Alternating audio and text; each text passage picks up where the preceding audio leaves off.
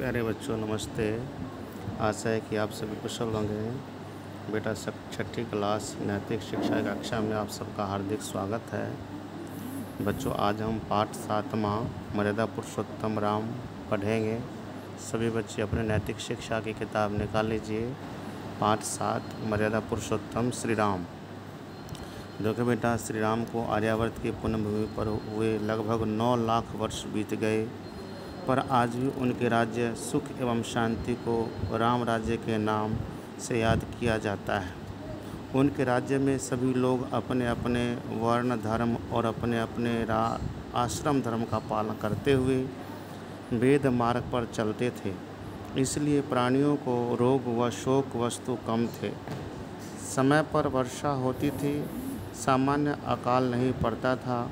लोग सदाचारी और ईमानदार थे। सभी का आपस में प्रेम था। सभी कर्तव्यनिष्ठ थे। यह कहानी त्रेता युग के अंतिम समय की है। अयोध्या में रघुकुल में उत्पन्न सूर्यवंशी राजा दशरथ राज्य करते थे।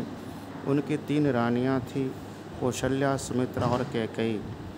वृद्धावस्था में पुत्रेष्टि यज्ञ कराने पर उनके 4 पुत्र हुए। कौशल्या से राम, सुमित्रा से लक्ष्मण और शत्रुघ्न तथा कैकेयी से भरत। श्री राम अपने बड़े थे। वे पटरानी कौशल्या के पुत्र थे। चारों भाइयों में असीम प्यार था। सभी तीनों माताओं का एक समान आदर करते थे और माता पिता की आज्ञा का पालन करते थे। समय के साथ वे बड़े होने लगे और थोड़ी समय में वेद शास्त्रों की शिक्षा के साथ साथ अस्त्र विद्या से भी निपुण हो गए थे। तो प्यारे बच्चों, जैसे श्री राम के बारे में आप सभी जानते हैं, रामायण में भी देखे होंगे कि वो किस तरह से अर्थशास्त्र में निपुण हो गए थे।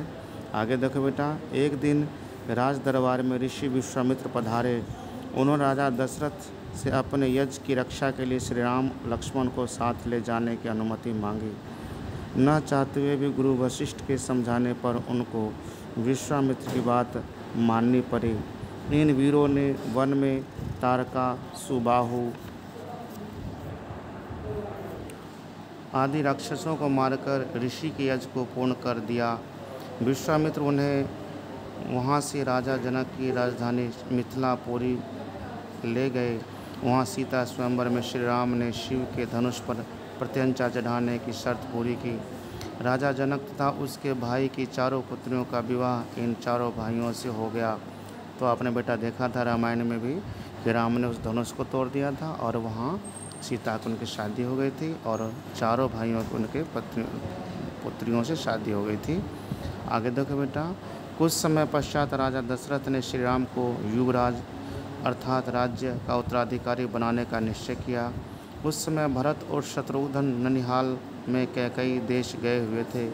राज्याभिषेक की सारी तैयारियों और हो गई। प्रातःकाल अभिषेक होना था, पर दासी मंथरा ने के बहकावे में आकर भरत की माता कैकेयी ने हठ करने पर सारी स्थिति बदल गई। वह खाना पीना छोड़कर कोप वन में लेट गई। उसने राजा दशरथ से 2 वर मांगे, जिनका वे पहले वादा कर चुके थे। पहले वर से भरत को राजगद्दी और दूसरे वर श्री राम को 14 वर्ष का वनवास। श्री राम के लिए वन जाने को तैयार हो गए। उनकी पत्नी सीता ने भी साथ जाने का आग्रह किया और भाई लक्ष्मण भी साथ। भाई के बिना न रह सका।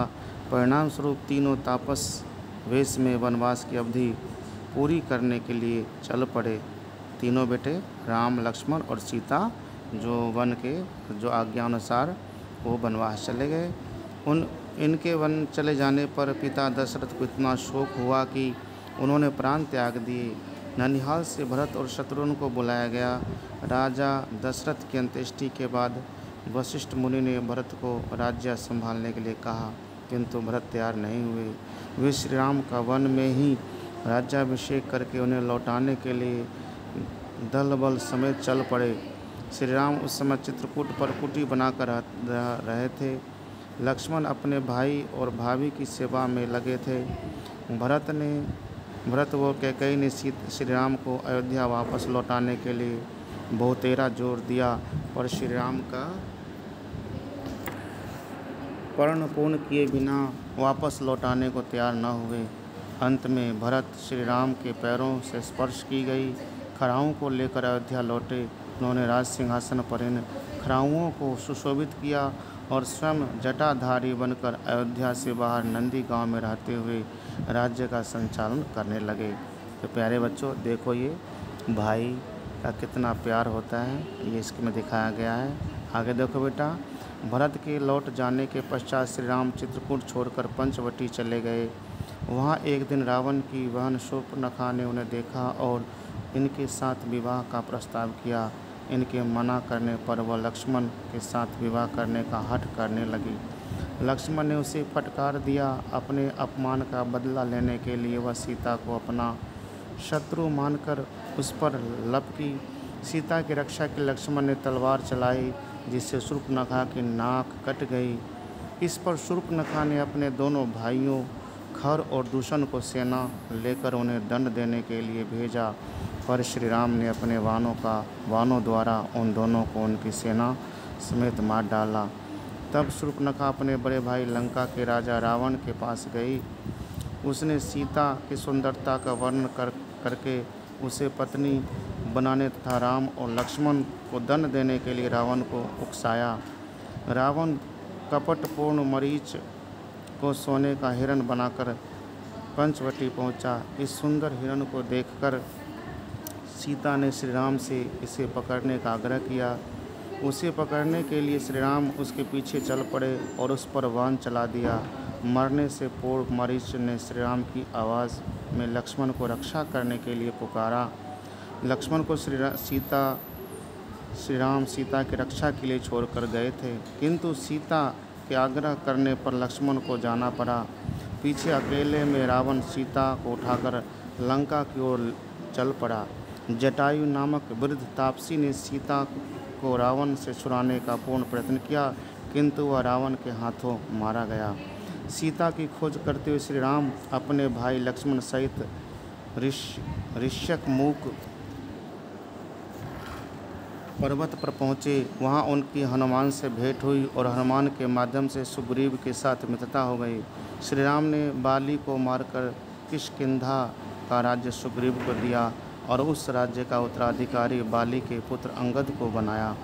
सुग्रीव के सैनिक सीता की खोज के लिए चारों दिशाओं में गए, किंतु सीता जी का पता केवल हनुमान जी ही लगा सके। उन्होंने श्री राम का संदेश सीता को तथा उनका संदेश श्री राम को दिया। वे आते आते रावण के पुत्र अक्षय कुमार को मार आए और लंका में भी आग लगा आए।